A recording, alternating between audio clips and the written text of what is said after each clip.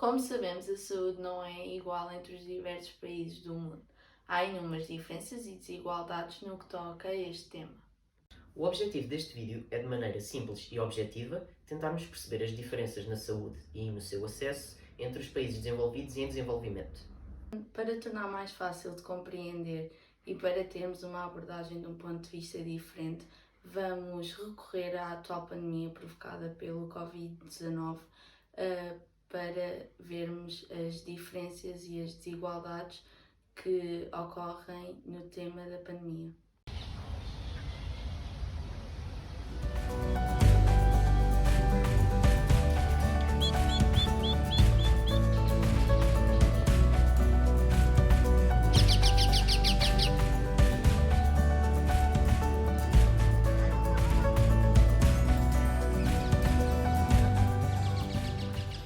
Antes ainda de partirmos para as diferenças entre os sistemas de saúde e o acesso a eles, seria interessante percebermos quais os desafios que cada país enfrenta nos dias de hoje. Muitas doenças e problemas de saúde que para nós portugueses, vindo de um país desenvolvido ocidental e do norte, que nos parecem já esquecidas, são ainda para outros países realidades preocupantes. Exemplos de problemas que são relativamente simples no nosso país ceifam um elevado número de vidas nestes países. São, por exemplo,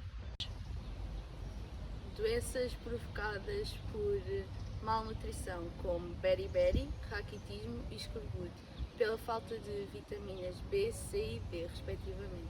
Temos também o problema da SIDA, que embora afeta países desenvolvidos e países em desenvolvimento, como sabemos e podemos constatar pelo gráfico, afeta em maior número de países em desenvolvimento, como África do Sul, Nigéria, Índia e Quênia.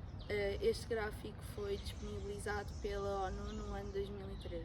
Outros fatores também a ter em conta ao abordar os países em desenvolvimento são as oposições e as crenças religiosas das tribos e dos povos locais. Muitas vezes veem com maus olhos a ajuda médica dos países ocidentais, como por exemplo a introdução dos métodos contraceptivos. Outros problemas como a malnutrição, devido por exemplo à falta de recursos ou à falta de higiene, também por falta de recursos ou por algum tipo de crenças locais, são entraves à saúde nos países. Vamos começar por abordar a saúde nos países em desenvolvimento.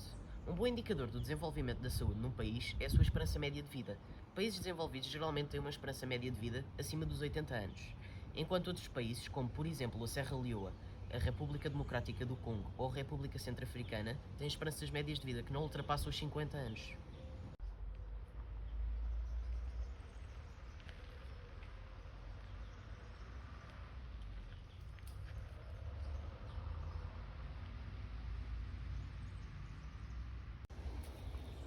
Também podemos comparar estes países através da sua taxa de mortalidade infantil. Países como Singapura, Japão e Islândia chegam aos 3 mortes por 1000 nascimentos, enquanto países como Mali, Níger e Afeganistão chegam aos 140 mortes por 1000 nascimentos. Podemos constatar que o desenvolvimento dos PEDs enquanto à saúde não é o desejado. Mas como será o acesso a esta? Nos países menos desenvolvidos, a maioria dos cidadãos não é vacinado, não tem médico de família e geralmente não tem um centro de saúde ou hospital perto de si. É uma realidade que nos pode parecer estranha, mas na maioria dos países da África Central, os cuidados médicos estão ao cargo dos cidadãos mais velhos ou curandeiros, que recorrem a medicina simples, à base de ervas, ou a curas de caráter espiritual.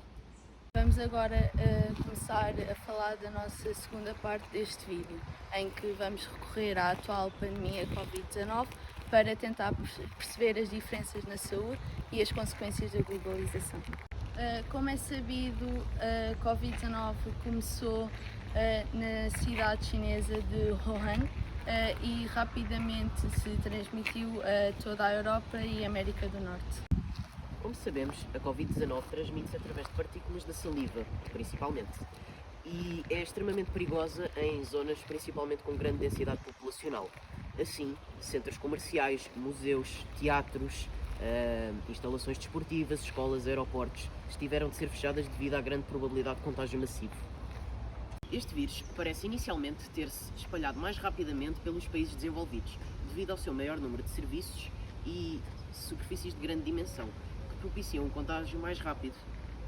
No entanto, a globalização também tem um papel importante, uma vez que a maior facilidade na transmissão de pessoas, bens e serviços pode ter ajudado o vírus a proliferar mais rapidamente e chegar a novos territórios. Esta pandemia podia ter sido muito mais danosa para os países desenvolvidos se não fosse a capacidade hospitalar, as medidas de restrição e confinamento e outros cuidados de saúde, podendo assim limitar a propagação do vírus. Já nos países em desenvolvimento, a realidade e as coisas que se têm de superar são muito diferentes. Neste tipo de países, o problema não passa por grandes superfícies comerciais ou eventos de dimensão cultural grande. O problema passa pela elevada densidade populacional em zonas e bairros mais pobres e também pela incapacidade de prevenir a população contra a doença, por exemplo, através do fornecimento de máscaras, luvas, gel, desinfetante, viseiras, etc. Um exemplo deste problema é a Índia, que em breve se tornará o país mais populoso do mundo e um dos com maior densidade populacional. Como podemos ver pela imagem, há gigantescos bairros de lata, ou slums, que aglomeram uma grande quantidade de população.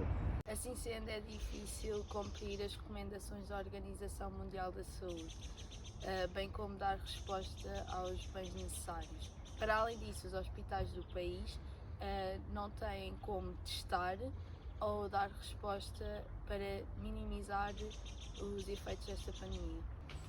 Existem ainda outros países que estão na mesma situação que a Índia, como o Peru e o Paquistão, que já registram mais de 100 mil casos. Há também exemplos de países como a Nigéria, que tem uma população de cerca de 200 milhões de habitantes, onde apenas foram realizados 80 testes à Covid-19, o que dá cerca de 380 testes por milhão de habitantes. Se formos comparar com Portugal, que tem 1 milhão de testes feitos, dá cerca de 100 mil testes ao coronavírus, o que mostra uma grande incapacidade por parte do país de testar.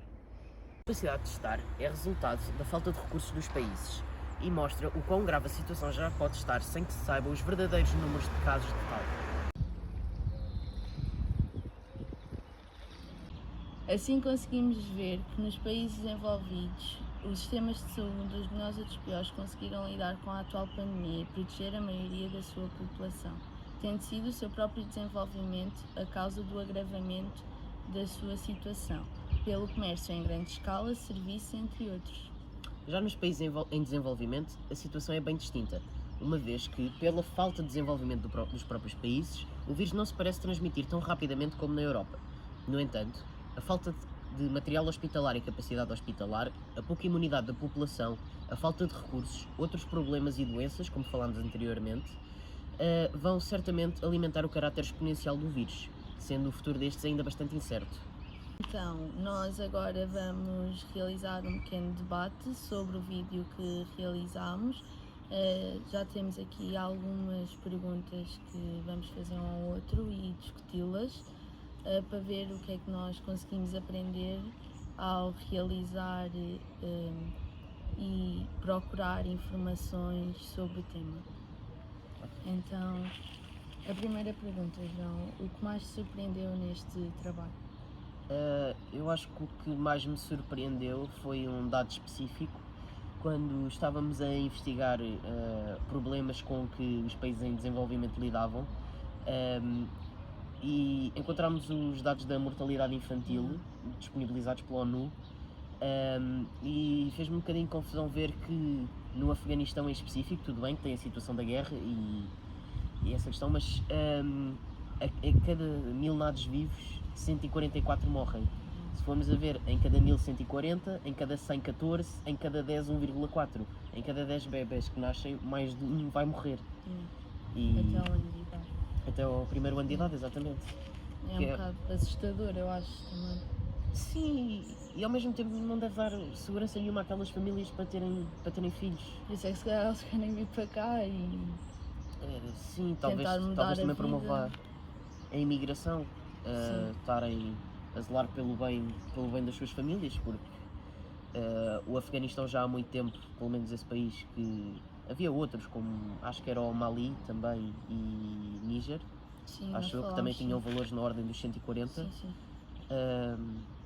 Mas às vezes é interessante ver que países sofrem com outras realidades. Por exemplo, o coronavírus para nós é a nossa principal preocupação, mas para esses países primeiro temos a fome, depois temos a falta de segurança, depois temos todas as outras doenças que temos antes e o coronavírus acaba por nem ser uma preocupação tão grande. E talvez daí vá proporcionar ainda mais a que o vírus se espalhe mais rapidamente. E lembras-te do nosso professor de História dizer que se não se morre com, morre-se com a cura? Sim, Nos países em desenvolvimento morre-se com a cura em todos os dias, não é? É a falta de desemprego, a falta de sustentabilidade. Exato. E isso é complicado. Também é complicado tentarmos resolver esses problemas e falar sobre eles se nem sabemos. Tipo, nunca vimos histórias disso a acontecer, não é uma coisa que se calhar em Portugal acontecesse há muito tempo e agora já não acontece assim tão frequentemente. E eu acho que nós estamos muito ligados também à nossa realidade.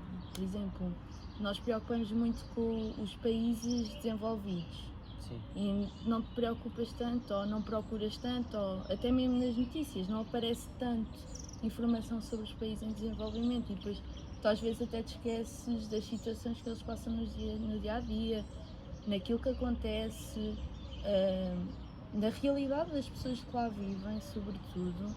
E é mesmo, se tu pensares, tipo, se calhar se tu tivesses mais informação conseguia-se ajudar mais e tentar ajudar e criar medidas e criar suporte. E como não ouves, é uma coisa que até tipo te passa ao lado e te esqueces completamente. Essa vai ser a minha pergunta a seguir, que é uma medida para ajudar, mas primeiro ia devolver-te a pergunta.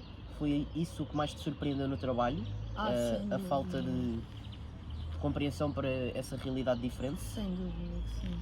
Eu acho que é mesmo tipo tu não saberes as coisas e tu pensas, ok, eu sei tudo a um clique, mas tu depois também não tens.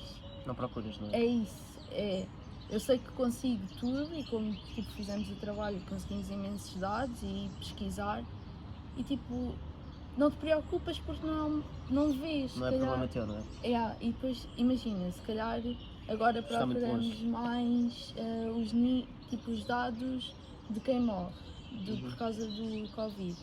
E se calhar nem olhas tanto para os países em desenvolvimento e olhas para os países desenvolvidos, que são os teus vizinhos, que são as pessoas com quem tu tens trocas comerciais e tudo mais. E não olhas tipo para os outros que, pronto, vivem uma realidade diferente. Eu acho que sim, foi sem dúvida o que mais me surpreendeu neste trabalho. Completamente verdade. Então a próxima pergunta agora ia pedir-te que tentasses escolher uma medida que pudesse ajudar a melhorar a saúde no país, seja através de, por exemplo, resolver o coronavírus ou uma medida mais geral que possa ajudar a desenvolver a saúde, não num país em desenvolvimento específico, quer seja a República Centro-Africana, quer seja um país da Ásia.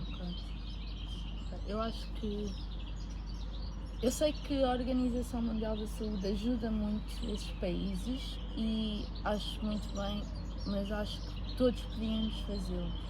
Entendes o que eu estou tipo, a dizer? Imagina, agora houve uma campanha na TVI para angariar fundos para pessoas que pronto, estejam a passar mal, que até foi café e assim, e juntaram imenso dinheiro. E porquê que nós, não digo agora que estamos também a viver um mau bocado, mas para o futuro, que esteja-nos melhor, não nos juntamos todos, tipo, nem que seja €1, por toda a gente já faz uma grande diferença para esses países. E é aquela coisa, tipo, se vis alguém pobre na rua e se des um bocado de pão, ele vai-te agradecer e vais mudar a vida daquela pessoa. Sim, depois temos que ver que €1 cá não é €1 lá. Exato. É tudo mais baixo. É tudo. €1 cá vale muito mais do que €1 lá. Exatamente. E para nós €1 o quê? O que é que fazes com €1? Dás €1, nem pensas para que é que aquilo te vai servir, não tem. Para nós €1 quase não tem valor monetário. Para comprares uma baguete no Senhora de Lima. Era mesmo isso. E tipo aos chocolates também, e gomas e assim. Para nós tipo €1 não significa nada e quem dá €1 tipo, não vai fazer assim tanta diferença na vida. Sim, para a maioria de nós €1 não faz. Exato, claro para a que há gente maioria. que... Lógico que há exceções, mas nem estamos a entrar nelas, estamos a falar no global e da nossa sociedade e o que é que mais se vê? Que €1 não faz diferença. Sim. E para ti? É assim, ao vermos o trabalho e ao pesquisarmos reparámos que havia uma questão que era um grande entrave ao desenvolvimento da saúde, que era a oposição das pessoas Sim. ao que vem de fora. Dos métodos Isso percebe-se contraceptivos. completamente, porque pessoas que vivem numa realidade relativamente isolada, por exemplo numa tribo africana, que nunca viram tudo aquilo que se traz de lá, vem por exemplo a ajuda humanitária, cheia de boas intenções, com vacinas, com métodos contraceptivos e assim que podem ajudar ao desenvolvimento e a melhorar e a resolver os problemas de saúde lá. Mas se formos a ver, é quase a mesma coisa que se viesse um alienígena para nós aqui à Europa e dissesse: olha, tomem esta vacina que nunca mais vão ter doenças. Pouca gente tomava, porque é tão desconhecido que não dá para confiar nas intenções. Certo. Eu percebo que na realidade deles isolada, que sempre fizeram as coisas de uma maneira, que têm as suas tradições, que fazem a sua vida de uma certa forma. Depois, por muito boas intenções que seja a ajuda humanitária, ao chegarem lá, muitas vezes não são bem recebidos. E eu acho que a minha medida passava mais por tentar estabelecer relações entre o mais desenvolvido e o menos desenvolvido. Criar laços de confiança que pudessem fazer com que o que é novo, o que os pode ajudar, fosse mais bem recebido. Mas eu acho que isso também é um bocado diferente. Por exemplo, eu acho, a meu ver, é como a situação do racismo. Vamos comparar, são duas coisas completamente diferentes. O racismo é uma coisa que vai acabando, mas que esta luta foi de geração em geração. Certo. E eu acho que se calhar inserir isso e esse voto de confiança também não vai ser algo imediato. Tipo, Ou seja, os contactos iam passando para as gerações futuras. Exato, Ok. e só aí é que se conseguia melhorar. Eu acho que se calhar não é uma medida imediata, mas é uma medida que se calhar a longo prazo pode ser benéfica e também se calhar ensinar, em vez de tipo chegar lá e dizer tomem, se calhar ensinar as coisas que estão para trás, também se calhar vai fazer ajudar e vai fazer também as pessoas começarem a pensar de uma maneira completamente diferente. É não verem com maus olhos aquilo que vem de fora. Exato. Apesar dessas tribos também serem um bocado religiosas. Sim, exato, como também vimos no trabalho. Exato. E isso também é um entrave, porque imagina, tu podes ser religioso, mas também nos países desenvolvidos conheces e isso não te impede de, imagina, tomares a pílula. Sim. A tua religião nunca te vai impedir isso. E se calhar lá, eu acho que também é um bocado de explicar essas coisas, o que é a pílula, o que é que pode melhorar, e não só a pílula, de vacinas, entre outras. É sobretudo chegar lá com uma mente aberta, tentar perceber a realidade daquelas pessoas, fazê-las compreender que se está lá para ajudar com calma, não começar logo a impor e a dizer tem isto aqui, tomem, façam isto desta maneira. Sem dúvida. É ensinar e perceber e falar Compreender. E compreender, sim. Eu acho que é aquilo que mais pode ajudar estas pessoas.